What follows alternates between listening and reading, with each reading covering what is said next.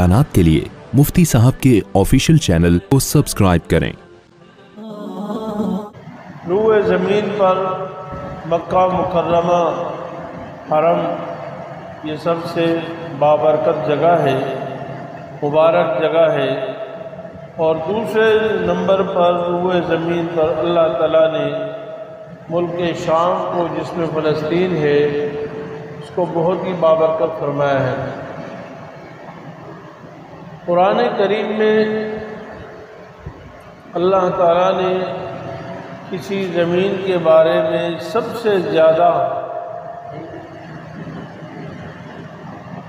تذکرہ فرمایا اور بابرکت فرمایا، وہ ملک شام اور فلسطین ہے۔ ملک شام اور فلسطین کو بہت ہی فضیلت اور اعزاز حاصل ہے۔ قرآن کریم میں اللہ تعالیٰ نے ایک تو بابرکت فرمایا اس کو۔ حضرت لوط علیہ السلام کا ذکر قرآن کریم میں ہے، اور فرمایا وَنَجَّيْنَاهُ وَلُوطًا إِلَى الْأَرْضِ الَّتِي بَارَكْنَا فِيهَا، ہم نے ان کو نجات دی، ابراہیم علیہ السلام کو اور لوط کو، اور اس زمین کی طرف جانے کا ہم نے حکم دیا جس زمین میں ہم نے برکت عطا فرمائی ہے۔ علامہ ابن کثیر رحمۃ اللہ علیہ فرماتے ہیں اس زمین سے مراد شام کی زمین ہے، فلسطین کی زمین ہے۔ ایک جگہ ارشاد باری تعالیٰ ہے وَأَوْرَثْنَا الْقَوْمَ الَّذِينَ كَانُوا يُسْتَضْعَفُونَ مَشَارِقَ الْأَرْضِ وَمَغَارِبَهَا الَّتِي بَارَكْنَا فِيهَا، ہم نے وارث بنا دیا اس قوم کو جن کو زمین میں سب سے کمزور سمجھا جاتا تھا، ہم نے ان کو مشارق الارض، زمین کے مشرق کا بھی مالک بنا دیا، مغرب کا بھی مالک بنا دیا۔ بارکنا فیہا، وہ زمین کا مشرق اور مغرب جس میں ہم نے بڑی برکت عطا فرمائی ہے۔ علماء فرماتے ہیں اس سے مراد بھی شام اور فلسطین کی زمین ہے۔ اللہ رب العالمین نے حضرت موسیٰ علیہ السلام کو فرعون سے نجات عطا فرمائی،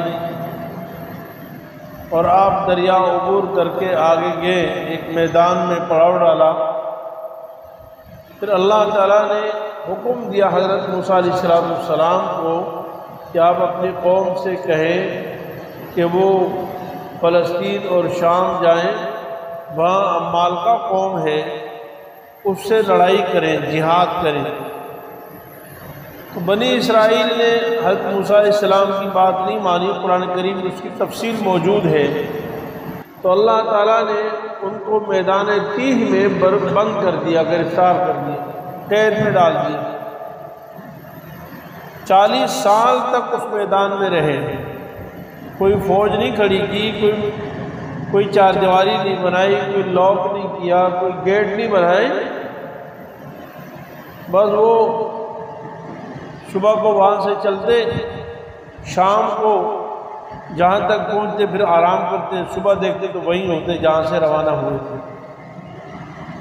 یتیہون فی الارض، جہاں سے چلے وہیں ہوتے تھے۔ 40 سال تک یہاں پر قید کر دی۔ تو ان کو جس زمین میں جہاد کرنے کا حکم دیا تھا اور اس کو فتح کرنے کا حکم دیا تھا، تو وہ ارض فلسطین اور شام تھی۔ یا قوم ادخلوا الارض المقدسۃ التی کتب اللہ لکم، اے میری قوم داخل ہو جاؤ اس پاکیزہ اور مقدس زمین میں جس کو اللہ تعالیٰ نے تمہارے لیے لکھ دیا ہے۔ پھر حضرت موسیٰ علیہ السلام کا یہیں پر انتقال ہو گیا، میدان تیہ میں۔ جب انتقال کا واقعہ پیش آیا، مشہور واقعہ ہے کہ اللہ تعالیٰ نے ایک دفعہ فرشتہ آیا تو موسیٰ علیہ السلام نے اس کو تھپڑ مار دیا، جس کی وجہ سے آنکھ، کیونکہ انسانی شکل میں آیا تھا، آنکھ میں زخم ہو گیا، آنکھ دب گئی۔ بہرحال جب وہ اللہ تعالیٰ کے دربار میں حاضر ہوئے تو اللہ تعالیٰ نے اس فرشتے کو واپس بھیجا کہ کہ جاؤ موسیٰ علیہ السلام سے کہو کہ بیل کے اوپر ہاتھ رکھیں، جتنے تمہارے ہاتھ کے نیچے بال آ جائیں گے اتنی تمہاری مزید زندگی بڑھا دی جائے گی۔ تو موسیٰ علیہ السلام پہلے اصل میں سمجھے نہیں تھے کہ یہ فرشتہ ہے، ان کی کسی بے ادبی پر ان کو جو بات ان کو پسند نہیں ہے ان کو تھپڑ مار دیا تھا۔ تو جب بعد میں ان کو پتہ چلا کہ یہ فرشتے اللہ تعالیٰ کی طرف سے آئے ہیں تو فرمایا کہ بھائی اتنے سال زندہ رہنے کے بعد پھر کیا ہوگا؟ فرمایا پھر موت آئی، تو کہا کہ ابھی پھر موت آ جائے، اتنے سالوں بعد جب موت آنی ہے تو ابھی میں موت کے لیے تیار ہوں۔ انبیاء علیہ السلام تو دنیا میں رہنا نہیں چاہتے، البتہ اللہ تعالیٰ سے دعا مانگی، اے اللہ میں تو بیت المقدس میں موت چاہتا ہوں، اے اللہ تو اپنے فضل سے مجھے بیت المقدس میں موت عطا فرما۔ تو تھے میدان تیہ میں، لیکن معجزاتی طور پر اللہ کی قدرت سے حضرت موسیٰ علیہ السلام بیت المقدس اللہ تعالیٰ نے پہنچا دیا، اور وہاں بیت المقدس کے قریب حضرت موسیٰ علیہ السلام کا انتقال ہوا، وہیں فوت ہوئے اور وہیں ان کا مقبرہ ہے۔ جناب رسول اللہ صلی اللہ علیہ وسلم نے فرمایا، جب آپ صلی اللہ علیہ وسلم معراج کی شب وہاں گئے تھے نا بیت المقدس، تو فرمایا کہ میں موسیٰ علیہ السلام کی قبر بھی دیکھی، اور میں نے حضرت موسیٰ علیہ السلام کو دیکھا کہ وہ قبر میں نماز پڑھ رہے تھے، قبر میں نماز پڑھ رہے تھے۔ پھر آپ صلی اللہ علیہ وسلم نے فرمایا کہ مجھے وہ قبر معلوم ہے، سرخ ٹیلے کے پاس قبر ہے، راستے کے کنارے پر، اگر میں وہاں ہوتا تو تمہیں دکھا دیتا کہ یہ ہے حضرت موسیٰ علیہ السلام کی قبر۔ بہرحال آج بھی بیت المقدس کے قریب حضرت موسیٰ علیہ السلام کی قبر موجود ہے۔ تو یہ بڑی بابرکت جگہ ہے۔ حضرت یوسف علیہ السلام، حضرت لوط علیہ السلام، حضرت ابراہیم علیہ السلام وغیرہ بہت سارے انبیاء علیہ السلام اسی زمین میں دفن ہیں، یہیں پر دفن ہیں۔ حضرت یوشع بن نون علیہ السلام نے پھر موسیٰ علیہ السلام کے بعد یہاں پر جہاد کیا تھا اور بیت المقدس کو فتح کیا تھا عمالقہ قوم سے۔ پھر سب سے بڑی بات یہ ہے کہ دیکھیے نبی کریم صلی اللہ علیہ وسلم کو اللہ تعالیٰ نے زندگی میں جو بڑا اعزاز عطا فرمایا وہ معراج کا واقعہ ہے، جس کو قرآن کریم نے بڑی شان سے بیان فرمایا۔ فرمایا سبحان الذی اسریٰ بعبدہ لیلا من المسجد الحرام الی المسجد الاقصی الذی بارکنا حولہ لنریہ من آیاتنا۔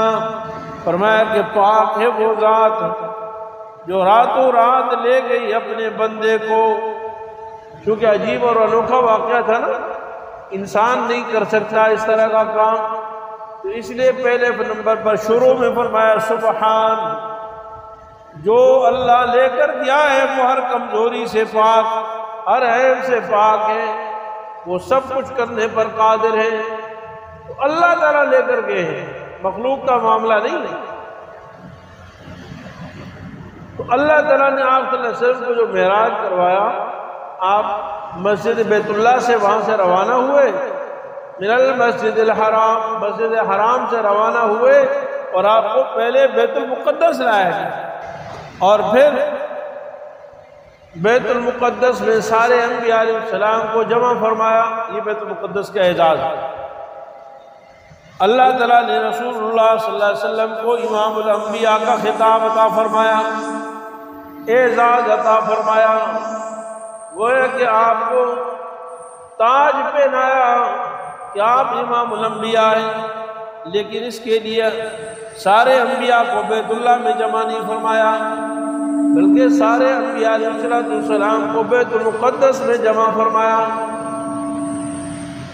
آپ صلی اللہ علیہ وسلم جب بیت المقدس تشریف لائے تو سارے انبیاء پہلے سے وہاں موجود تھے، اور امام کے انتظار میں تھے۔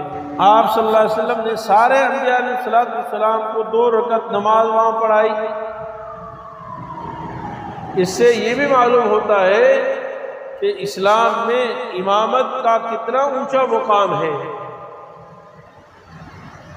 یعنی اللہ تعالیٰ نے 1,24,000 کم و بیش انبیاء علیہ السلام پر جناب رسول اللہ صلی اللہ علیہ وسلم کی فضیلت کا اظہار کسی اور طریقے سے نہیں فرمایا، بلکہ فضیلت کا اظہار امامت کروا کے کروایا ہے کہ سارے انبیاء مقتدی ہیں اور ہمارے آقا جناب رسول اللہ صلی اللہ علیہ وسلم مقتدا ہیں۔ سارے انبیاء علیہ السلام پیچھے چلنے والے ہیں اور جناب رسول اللہ صلی اللہ علیہ وسلم رہبر و رہنما ہیں، پیشوا ہیں۔ امامت کا بہت اونچا مقام ہے۔ امامت کے اونچے مقام کے لیے خود یہ کافی ہے کہ جب سے نماز کا حکم آیا نا، اس وقت سے لے کر آپ صلی اللہ علیہ وسلم کی وصال تک ساری زندگی آپ صلی اللہ علیہ وسلم نے ہمیشہ امامت فرمائی، سوائے بیماری کے چند ایام۔ ان ایام میں آپ صلی اللہ علیہ وسلم نے امامت کو یوں نہیں سمجھا کہ چلو کبھی ابو بکر پڑھائے، کبھی عمر پڑھائے، کبھی عثمان پڑھائے، حالانکہ سب پیچھے ہوتے تھے اور سب کو نماز پڑھانا آتی تھی۔ اونچا مقام تھا۔ آپ نے فرمایا علیکم بسنتی و سنت الخلفاء الراشدین، میری سنت اور خلفاء راشدین کی سنت کو لازم کرو۔ لیکن نہیں، امامت آپ صلی اللہ علیہ وسلم نے کی ہے سوائے بیماری کے ایام۔ 12 تو بیت المقدس کو بڑی فضیلت اور بڑا اعزاز یہ حاصل ہے کہ سارے انبیاء یہاں جمع ہوئے اور آپ صلی اللہ علیہ وسلم کی معراج، ایک معراج کا حصہ مسجد حرام سے بیت المقدس تک ہے اور دوسرا معراج کا حصہ بیت المقدس سے لے کر آسمانوں تک ہے۔ علماء فرماتے ہیں کہ مسجد حرام سے بیت المقدس تک جو معراج کا حصہ ہے، اس کو اصل میں اسراء کہتے ہیں۔ اسراء قرآن کریم میں اسراء، جو قرآن کریم کی نص سے قطعی سے ثابت ہے، اور باقی جو آسمانوں کا حصہ ہے یعنی بیت المقدس سے آپ اوپر گئے، یہ احادیث متواترہ سے ثابت ہے۔ تو یہ پہلا حصہ زیادہ مضبوط دلیل سے ثابت ہے، اس لیے اگر پہلے حصے کا کوئی انکار کرتا ہے تو اس کے کفر میں کوئی شک نہیں، پکا کافر۔ قرآن کہہ رہا ہے قرآن کا انکار کرنا، اگر یہ دوسرے حصے کا انکار بھی کفر ہے، لیکن بہرحال وہ احادیث سے ثابت ہے۔ تو بہرحال بیت المقدس کو اللہ رب العالمین نے بڑی فضیلت عطا فرمائی، اور بھی قرآن کریم کی بے شمار آیات ایسی ہیں جو ارض فلسطین اور شام کی افضلیت پر دلالت کرتی ہے۔ قرب قیامت میں بھی رسول اللہ صلی اللہ علیہ وسلم نے شام کی بڑی فضیلتیں بیان فرمائی ہیں۔ فرمایا ایمان، فتنوں کے زمانے میں ایمان جو ہے وہ شام میں جمع ہوگا۔ دجال جس طرح حرم میں داخل نہیں ہو سکتا، ایسی دجال جو ہے بیت المقدس میں داخل نہیں ہوگا۔ اور بھی بے شمار فضیلتیں رسول اللہ صلی اللہ علیہ وسلم نے بیان فرمائی۔ مفتی صاحب کے یوٹیوب چینل کو سبسکرائب کیجئے اور ان کے تازہ بیانات کے ذریعے اپنی علمی، اصلاحی اور فکری آبیاری کرتے رہیے۔ جزاکم اللہ۔